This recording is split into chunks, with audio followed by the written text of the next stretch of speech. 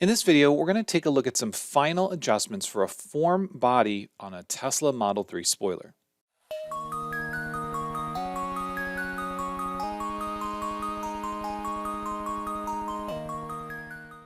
Hey everyone, this is Matt with Learn Everything About Design, and in this video, we're not going to look at designing a spoiler. We've already taken a look at that in a couple of other videos, but what we are going to do is we're going to look at some final adjustments and refinements to a custom spoiler I've been working on, and see what we can do to make sort of a solid body that can be 3D printed as a mold. So this design here carries some of the shape of the pillar on the Tesla Model 3. Now the pillar itself disappears, the shape sort of blends away on the trunk, but what we did here is we carried it up and we used that as sort of a dividing line for the shape of the spoiler. Now the overall shape looks pretty good. However, what we're looking to do here is we're looking to change where it hits the trunk. So right now it goes on the top and it goes on the back. Now the problem here is that we want to move it to the top of the deck and sort of wrap around. Now this is a fundamental change in the way in which the spoiler is designed. And if we take a look at how it's designed in forms, you can see that there are a lot of different divisions. You can see that it wraps around here. And that just unfortunately complicates the process. It makes it really difficult for us to go through the process of adjusting it. So what we're going to do in this video is we're going to talk about what happens, how we can go about that process, and maybe make it work.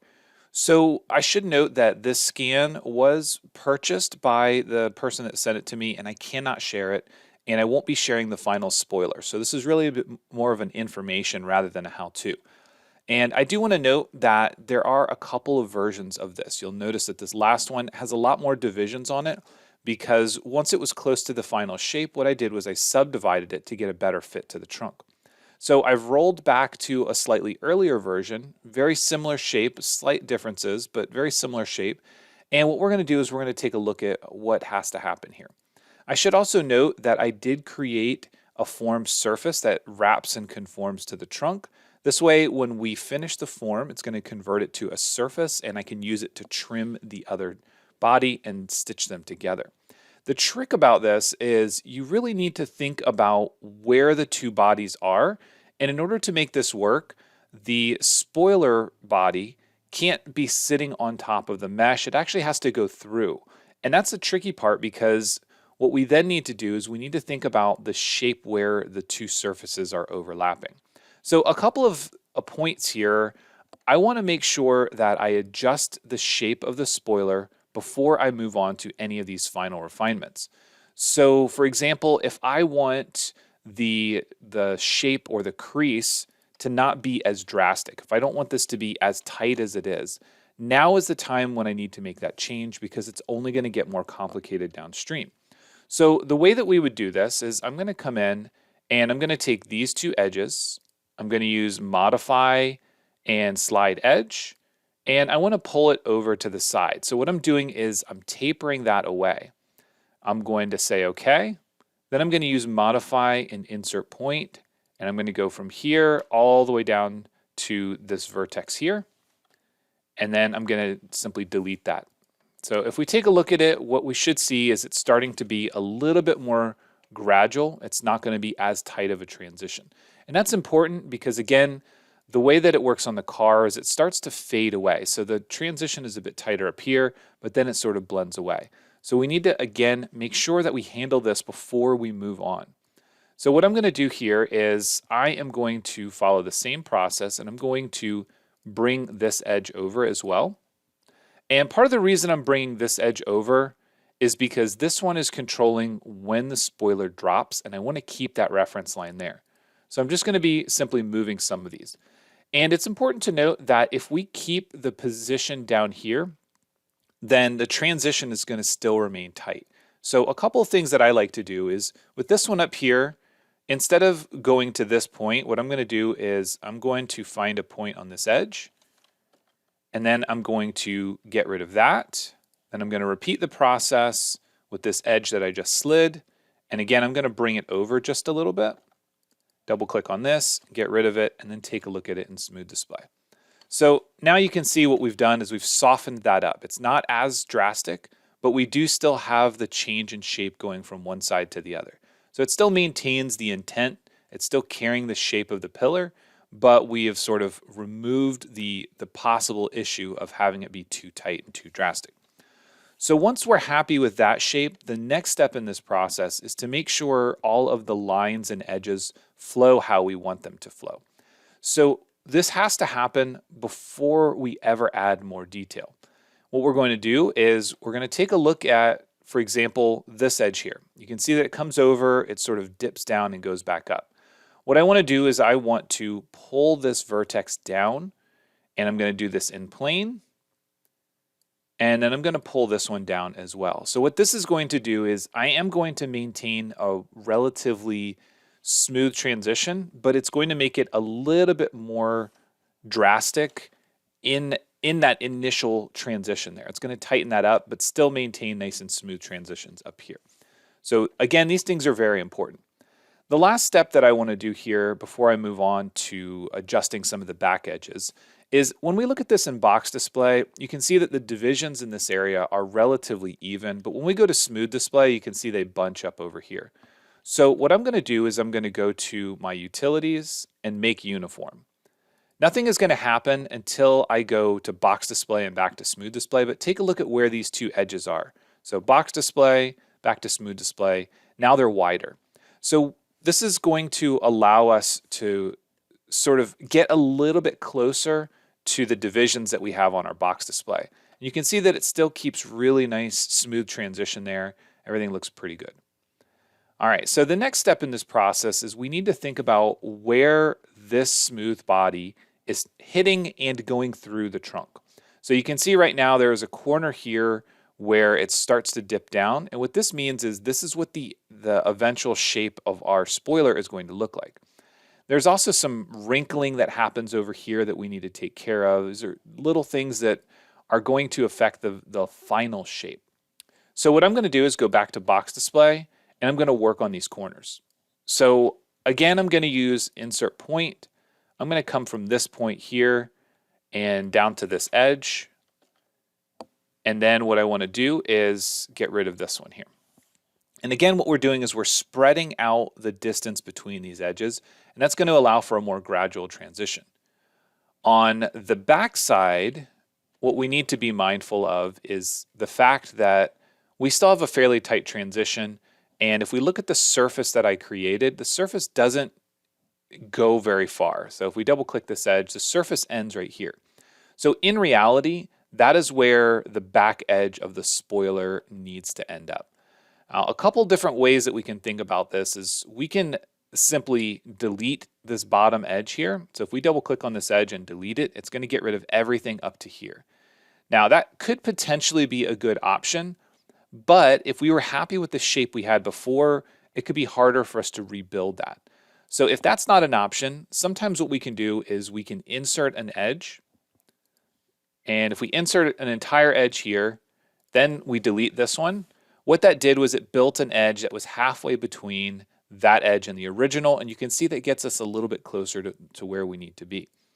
So it's very much geometry dependent, and I know I say that a lot, but it's always going to be the case that you're going to have to play around with these shapes and figure out what's going to work. At this stage, what I'm going to do is some manual adjustments, and I'm looking to get the transition of this edge to essentially match the shape of that surface that I created. It doesn't have to be perfect, but what I'm looking to do is get a consistent offset. And that consistent offset is going to be key because we want to move this entire edge together, and we're going to have to do this in multiple views.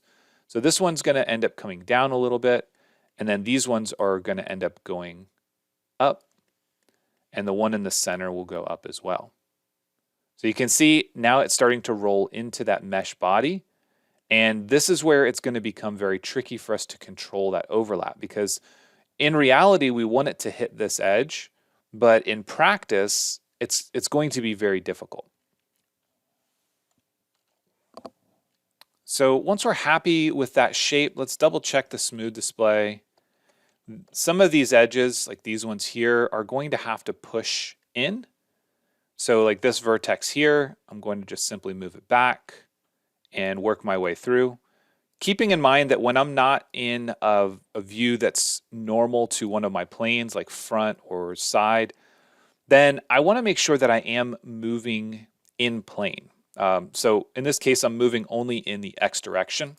And that's going to be important because when we were adjusting these edges, we were doing that from the back view moving in plane, which means that we're happy with their location in that view. And that means that we can simply just move them in X. And you can see as we get closer and closer, we're starting to get this overlap. Part of the reason for that is because we don't have enough divisions to match the curvature. Remember, on this final spoiler, we have a lot more divisions. And on the surface that's matching the trunk lid or the deck, then we have a lot more divisions. We're not quite there on this surface, but we need to get it close. Now, when we're talking about getting it close, we also need to fix this corner. This corner is a bit of a mess.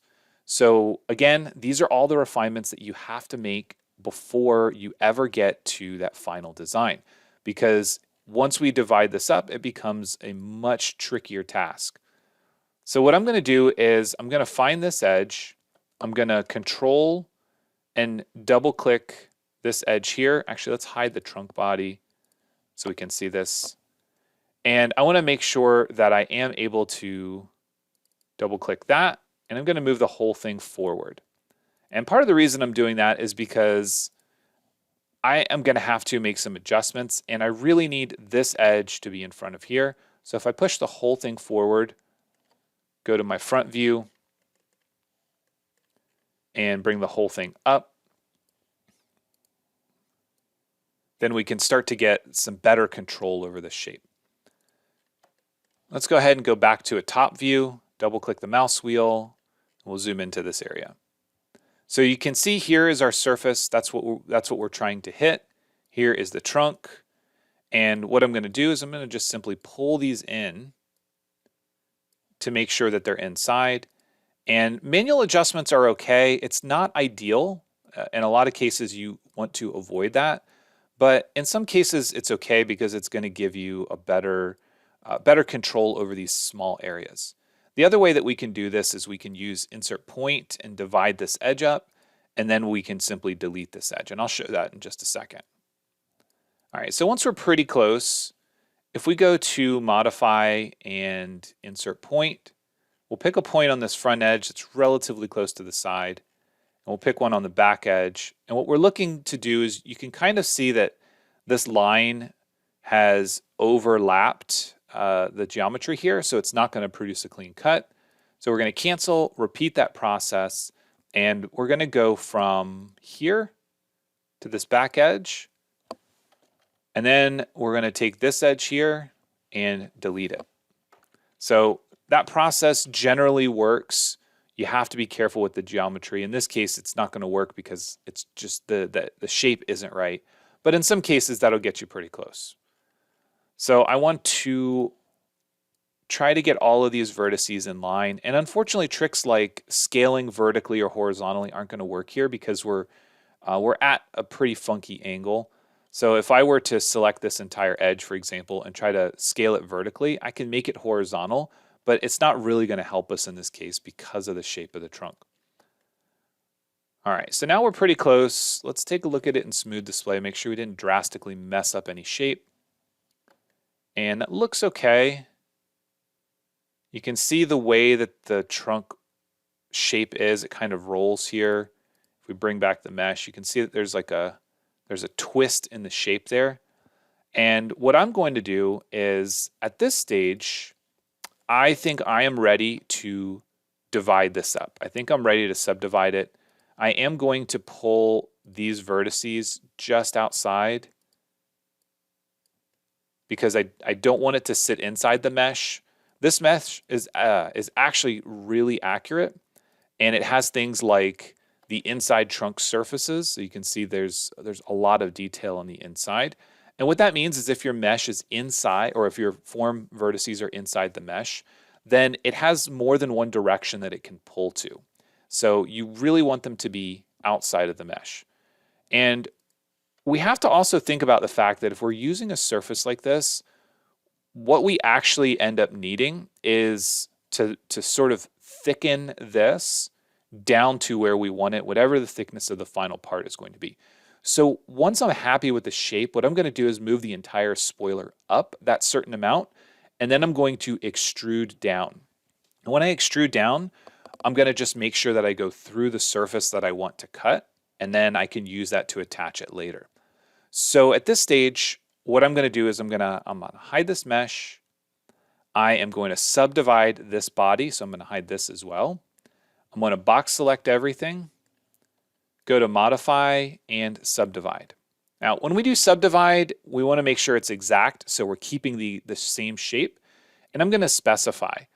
In certain directions, such as front to back, I don't need a lot of divisions, but in other areas, I need more divisions to make sure we match the curvature. It gets tricky, especially when you have areas of high concentration like this, but that's going to kind of be the result of the shape. We can manually insert edges, but this is going to be a much faster option. Once we have it like this, it's a good idea to double check the smooth display, turn the edges off, just make sure that everything still looks okay. You don't have any wiggles or wrinkles in the shape. Bring those edges back. I'm going to bring the mesh back, and then I'm going to use pull. Now, pull gets a little tricky here because we need to select a lot of vertices.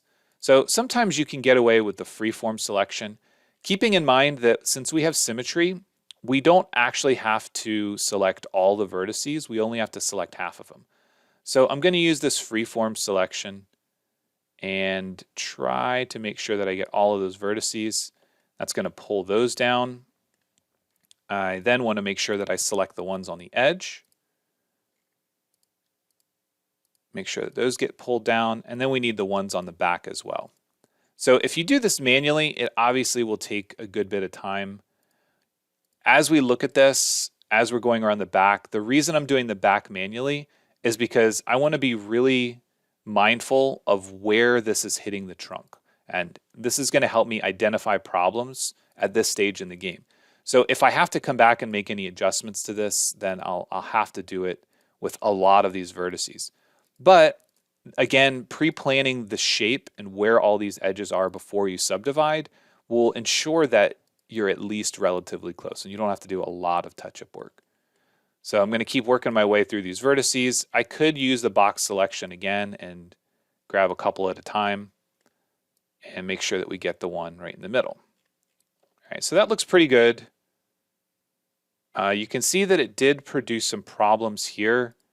I don't want these ones because what we're actually going to do is we're going to be bringing the surface. Let's go ahead and go to a top view.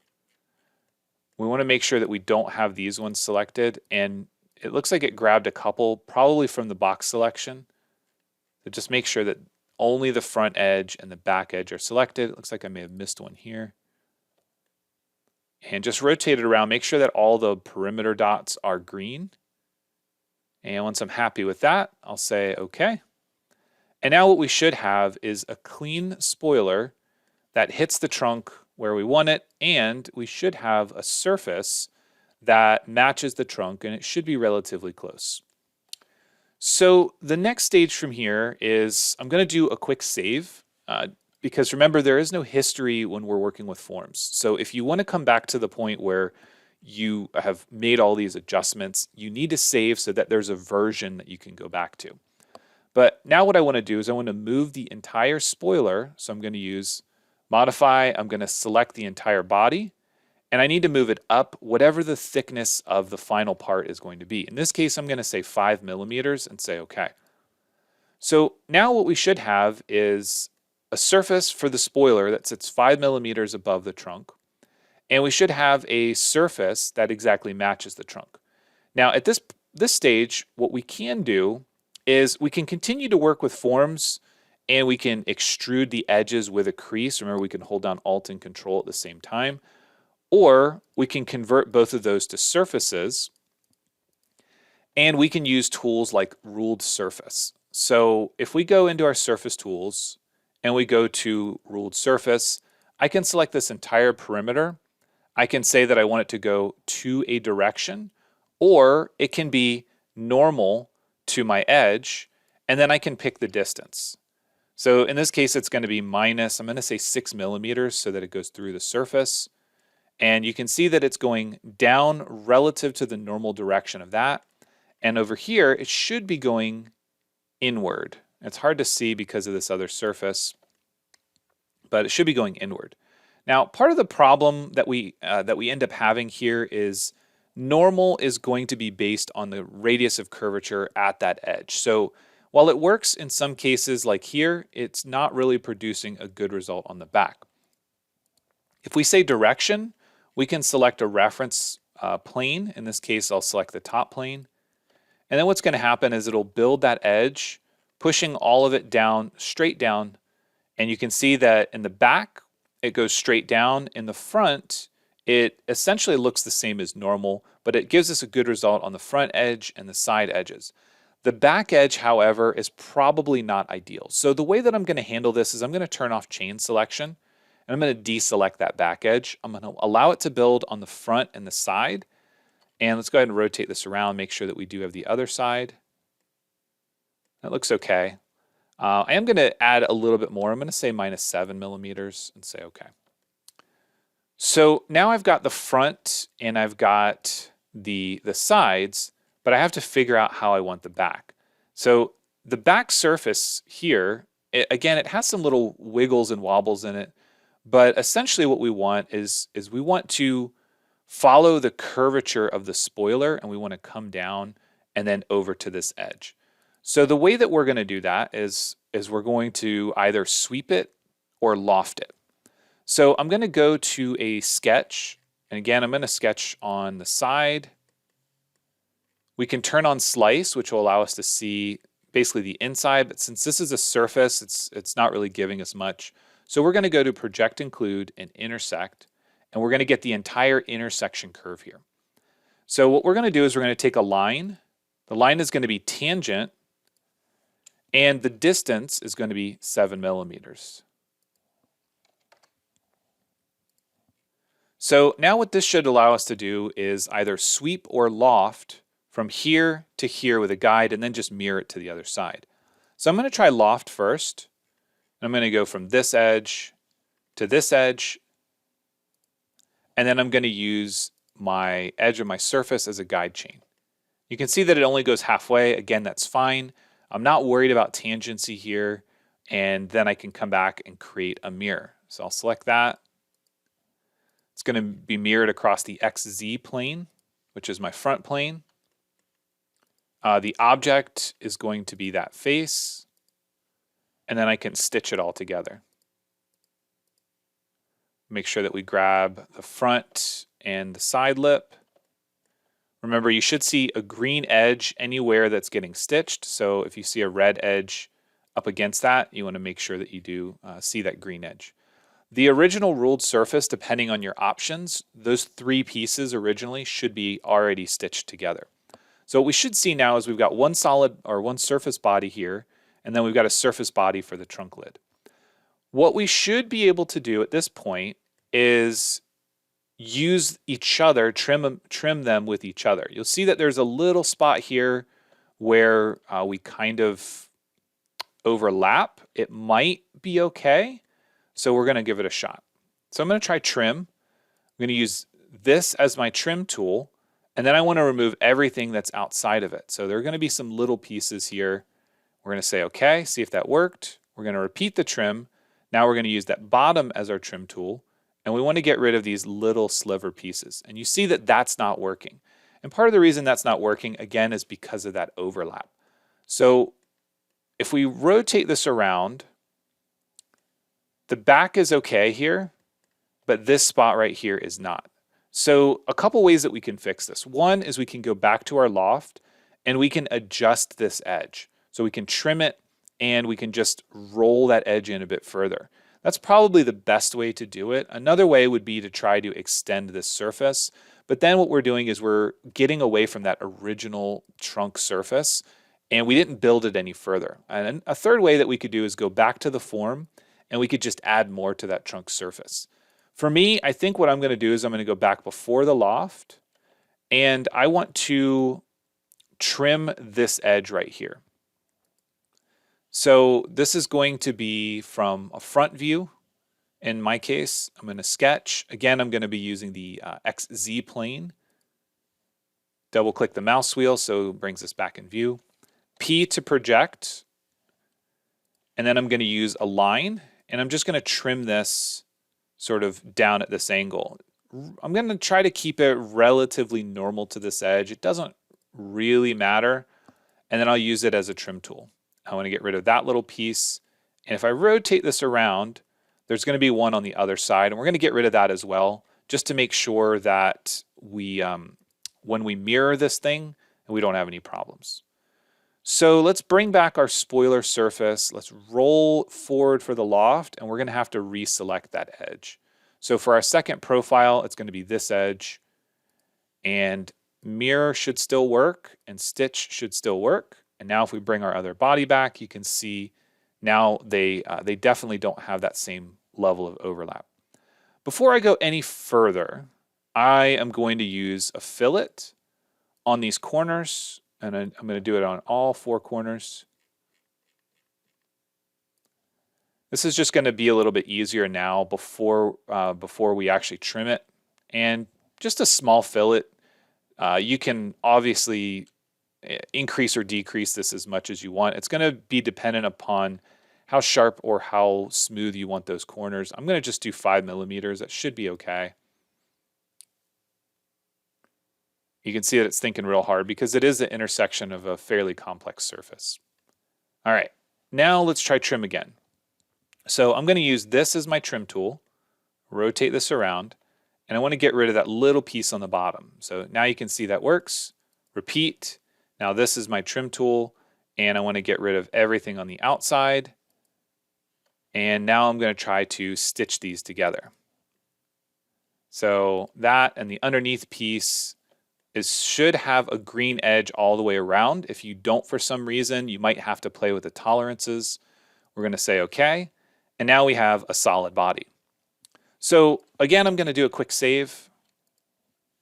I'm going to view this from the front. I'm going to go to Inspect, Section Analysis, XZ, and just make sure that we have a solid.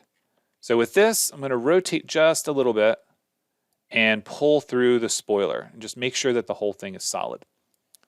So that is the end result that we're looking for. Now, theoretically, this should fit perfectly on the car.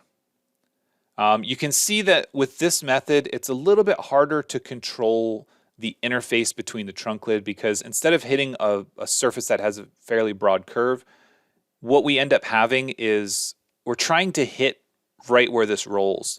So it's going to be really critical that the loft that we create or the ruled surface or whatever it is hits the spoiler or hits the trunk where we want.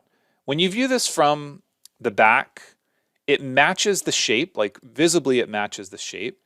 And it doesn't look bad by any means, but you can definitely see because the way that the shape of this trunk is, because it essentially goes to flat over here and it rolls here, it is much harder for us to match that shape and could potentially take a good bit of time. I'm going to try to fillet this edge. You can see it doesn't go all the way around because of that transition there. I don't think it's going to work. You can see that it is allowing me to do a 1 millimeter fillet, so it is giving me something, but that just helps get a little bit of relief if you're building a mold off of this thing. So far that looks pretty good. I'm pretty happy with the results. I'm going to go ahead and save that. And then I'm going to go back to this car model. And once that is saved, I'm going to go ahead and drag and drop it in here and just take a look at it on the car so we can kind of take a look at the finals.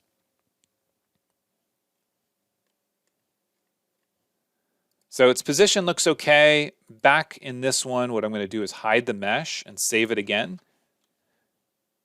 Without doing some in-context sort of edit in place to assemblies, just hiding and setting the color of whatever you want inside of the original design is the easiest way. So that looks pretty good. We can see where it ends. It looks like it's carrying the curvature up. And of course, with this method, there is not a critical feature where it needs to perfectly align to the trunk. So there's probably going to be a little bit of wiggle room once it gets taped down. You could have little slots in the bottom that allow you a gap for putting double-sided tape on. But I think the overall shape looks pretty good. And again, we do have that solid, so the entire thing is solid. You can print it, and you can have sort of a low infill, so you're not just printing all the inside of this, and use that as a core for like a mold for fiberglass or carbon fiber. So I know that there was some requests for sort of getting a spoiler design to the next step, and I think that pretty much covers it. We've looked at a couple different spoilers. So we've got this one here that is open. This one here that is solid. You can see the shape changed a little bit just based on where it has to hit the trunk. The shape is kind of pushed forward a little bit. It's a little bit shorter, but in general, the shapes are very similar. And there was an earlier version that I did that was a little bit shorter as well. So you can see different ones will rise or fall quicker or shorter, but that's going to be the general process of how you can either work with a design that matches the front and the back, or adjust it to sort of sit directly on the trunk. Again, this one's a little bit trickier because you are at the mercy of the quality of the scan or the mesh that you're using, and you're trying to align to a curve, something that curves in two directions. So, and we're looking at it in the XZ plane, so it curves here, and it also curves when you look at it from the back. So it becomes a much trickier thing to do, but that's the overall process. Let me know what you think about this design, if you like it, if you're a fan of any of the Teslas. I am considering doing a wide body of this at some point, just for fun, but just let me know what you think. Let me know your thoughts on the shape and the design, and hopefully the person that requested this is going to actually make the spoiler, and we'll get to see it in real life. But if you have any questions, please let me know. As always, thanks for watching, and I'll see you in the next one.